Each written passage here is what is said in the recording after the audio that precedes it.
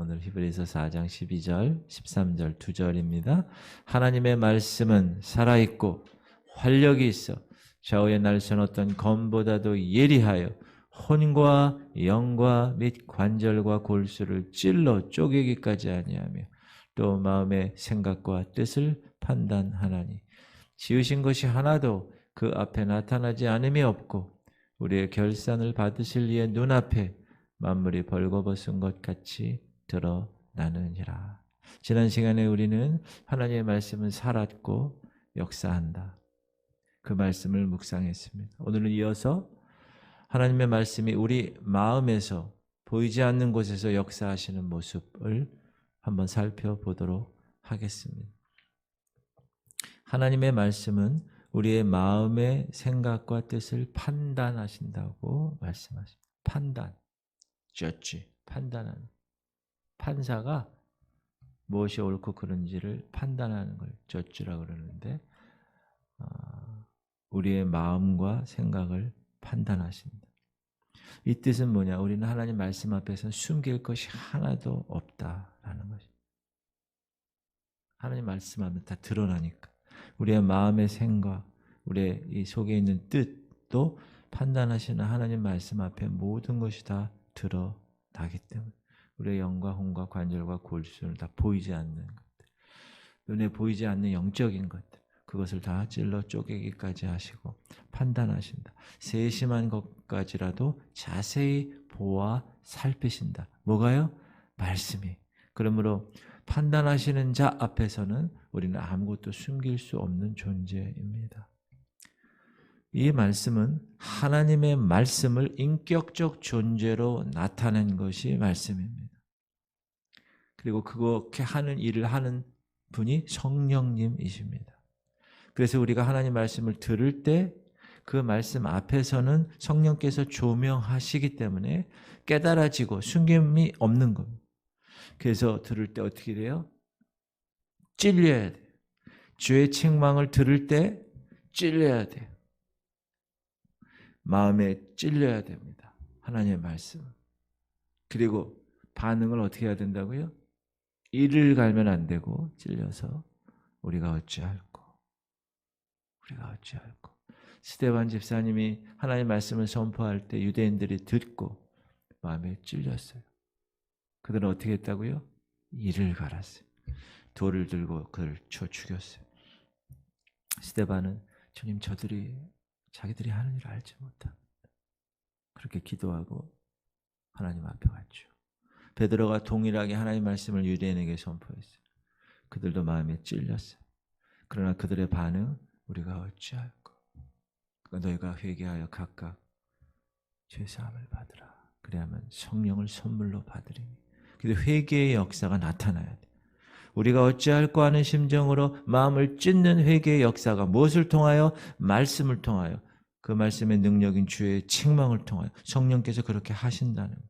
그런데 말씀을 받았을 때, 말씀으로 죄를 지적받았을 때 아무리 그 말씀을 무시하려 해도 드러난 죄의 처리는 불가피합니다. 분명히 처리해야 합니다.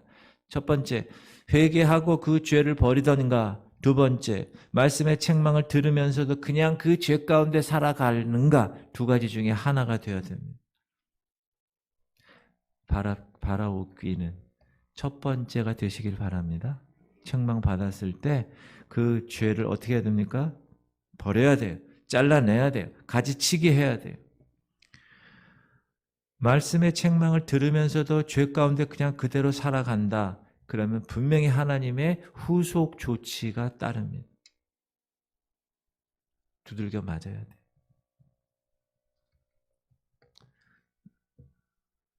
따라합시다. 맞기 전에 제대로 말씀대로 살아갑시다. 아멘. 하나님의 말씀은 우리의 마음의 빛으로 들어옵니다. 이 빛 앞에 우리 마음속에 있는 것 중에 드러나지 않는 것이 없습니다. 여러분, 지하실에 딱 들어가면 캄캄합니다. 스위치를 탁 키면 빛이 쫙. 예전에는 쥐새끼들이 많았어요. 바퀴벌레가 많았어요.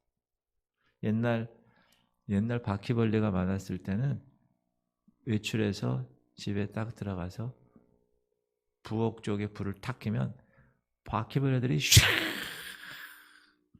기억나세요? 근데 요즘은 바퀴벌레가 없어진 것 같아요. 다 얼른 사라졌어요. 소독을 또 잘 하니까.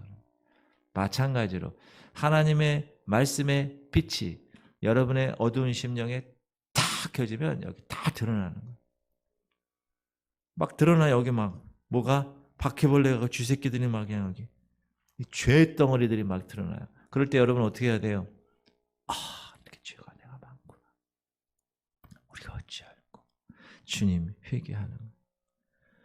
하나님 말씀 속에는 혼과 영과 관절과 골수까지 찔러 쪼개어내는 눈에 보이지 않는 어떤 죄라도 드러내는 능력이 있어요. 그게 오늘 본문이죠. 하나님의 말씀은 살아있고 활력이 있어 좌우의 날선 어떤 검보다도 예리하여 혼과 영과 및 관절과 골수를 찔러 쪼개기까지 하느냐며 또 마음의 생각과 뜻을 판단 찔러 쪼개기까지 하며 또 마음의 생각과 뜻을 판단하는.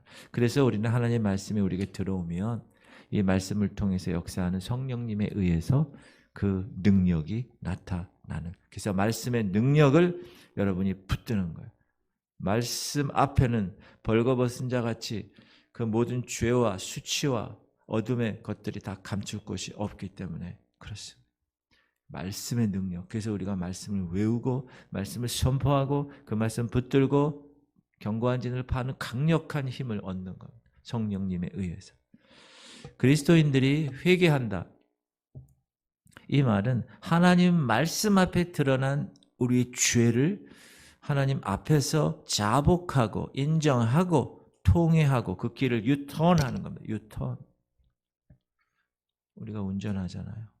막 가다가 잘못 길을 들었어. 그럼 어떻게 해요? 유턴해요.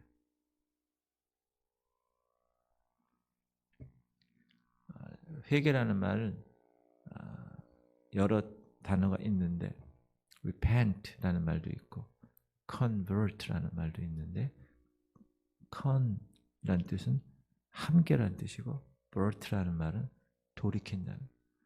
회개는 함께 돌이키는 거예요. 무엇이 돌이키는 거예요? 여러분의 삶이 함께 돌이키는 거예요. 회개하세요. 그러면 내 입술로 회개하고 머리로만 회개하고 그 똑같은 죄를 계속 반복한다. 그건 회개가 아닙니다. 회개에 합당한 열매를 맺는다는 말이 그 말입니다. 내가 어떤 불건전한 습관이 있습니다. 근데 하나님 말씀이 딱 들어왔어요. 아유 이게 더러운 죄였구나. 그럼 어떻게 해요? 회개해야 되죠. 마음에 찔리니까. 우리가 어찌할꼬. 너희가 각각 회개해야 돼. 회개하면 여러분이 회개에 합당한 열매를 맺어야 돼. 그 다음부터는 그 죄를 짓지 말아야 돼. 그게 회개예요. 그게 유턴이에요. 우리의 죄가 그리스도의 피로써 정결케 되며 죄사함의 은혜를 통하여서 유턴할 수 있는. 사람의 양심은 어느 정도까지 죄를 인정할 수는 있어요. 그러나 의식적으로 숨겨진 죄들은 발견할 수 없을 수가 있습니다. 양심이 모르는 죄가 있어요. 양심이 모르는 죄는 사람이 드러내서 회개할 방법이 없습니다. 왜? 찔리지가 않으니까. 인간에게 가장 귀한 문제가 뭡니까? 영생의 문제입니다. 구원의 문제입니다. 하나님의 사랑을 거역하는 일. 여러분 죄가 뭐죠? 하나님이 하라고 한 거 하지 않는 거. 하나님이 하지 말라는 거 하는 거. 마음속에 계속 붙들고 있는 거. 탐심, 시기, 질투, 음욕 이런 거.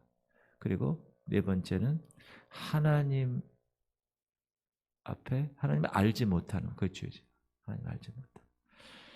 그러니까 이런 죄들 중에서 가장 무서운 죄가 하나님에 관한 영원한 생명, 구원에 관한. 근데 요즘은 양심이 화인을 맞았다고 그러죠.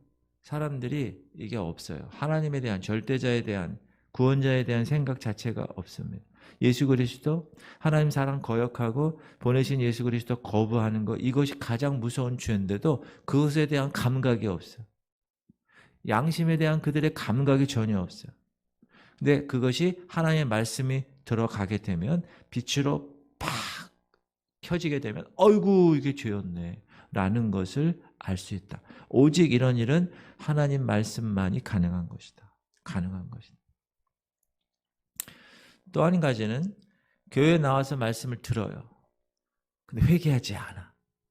왜 그러냐? 하나님 말씀 앞에 자신의 죄를 고의적으로 숨겨요. 멀찍이 주님 따라가. 어느 선까지 있어. 야, 교회는 그 선을 넘으면 안 돼. 너 거기 선 넘지 골치 아프다. 이게 요즘 현대인들 젊은 애들의 신앙관이에요.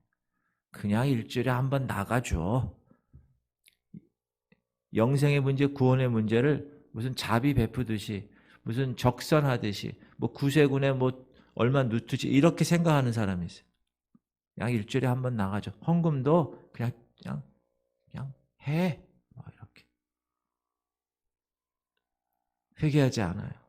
고의적으로 죄를 숨겨. 야, 이 죄는 그냥 내가 탐닉하는 죄니까 여기서니까지만 그렇게 생각하는 사람이 있어요.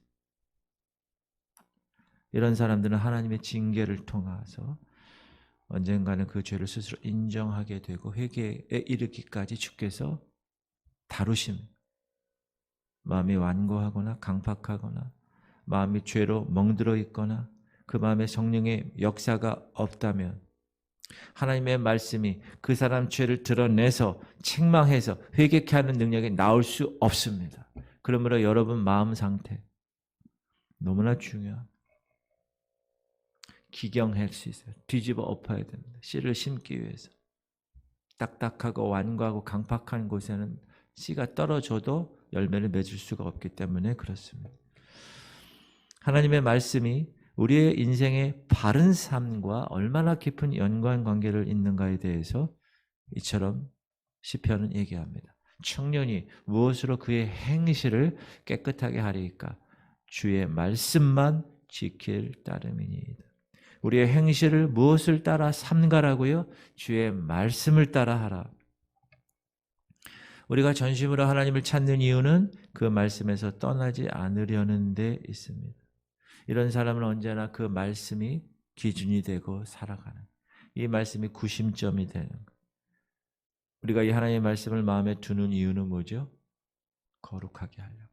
죄를 범하지 않으려고. 야, 하나님의 말씀이 이렇게 하셨네? 하지 말아야지. 하지 말아야지. 하나님의 말씀이 마음에 깊이 박혀 있는 사람은 그 말씀에 붙잡혀 있기 때문에 죄를 범할 수가 없는 것입니다. 그래서 거룩을 이루어낼 수 있는 거예요. 그러므로 말씀과 이 거룩은 뗄래야 뗄 수 없는 관계입니다. 그 다음에 하나님의 말씀은 우리의 모든 것을 드러내서 하나님 앞에 직고한다는 것. 지은 것이 하나도 그 앞에 나타나지 않음이 없고 우리의 결산을 받으실 이의 눈앞에 만물이 벌거벗은 것 같이 드러나느니라. 우리의 모든 행실은 이제 하나님 앞에서 드러나게 될 것입니다. 여러분 그거 꼭 기억하셔야 됩니다. 그냥 우리는 잊어버릴 수 있어요. 그러나 우리의 행위는 우리 행위 책에 기록되어 있어요. 나중에 하나님 심판대 앞에 설 때 그 책이 열릴 거예요. 그리고 하나님이 이야기할 거예요. 우리의 결산을 받으실 이 눈앞에 벌거벗은 채로 드러나게 될 것입니다. 그리고 그 행위에 대해서 하나님 물으실 거예요. 그리고 보응하실 거예요. 계시록에 또 내가 보니 죽은 자들이 큰 자나 작은 자나 그 보좌 앞에 서 있는데 죽은 자들이 서 있는 거예요. 책들이 펴 있고 또 다른 책이 펴졌으니 그 생명책이라. 죽은 자들이 자기 행위를 따라 책들에 기록된 대로 심판을 받는. 하나님의 말씀은 좌우에 날선 어떤 검보다도 예리해서 우리의 속에 있는 보이지 않는 것들 다 찔러 쪼개기까지 합니다. 여러분 어디 아프면 수술해야 된다 그래요. 속에. 그러면 다 째. 다 드러내. 거기 있는 고름, 거기 있는 암세포, 거기 있는 더러운 온갖 몸에 유익하지 않는 것들 다 쫙 긁어내. 그리고 다시 덮어. 그래야 그 사람 삽니다.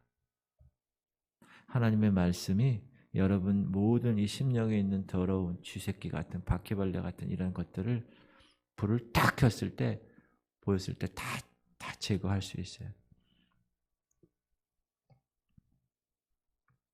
사랑하는 성도님들, 마귀와 싸울 수 있는 유일한 영적 무기가 하나님의 말씀입니다.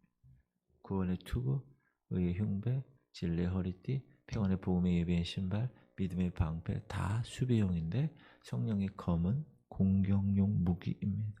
그래서 하나님의 말씀을 성령의 검이라고 한 것입니다. 마귀는 그 어떤 방법으로도 두려워하지 않아요.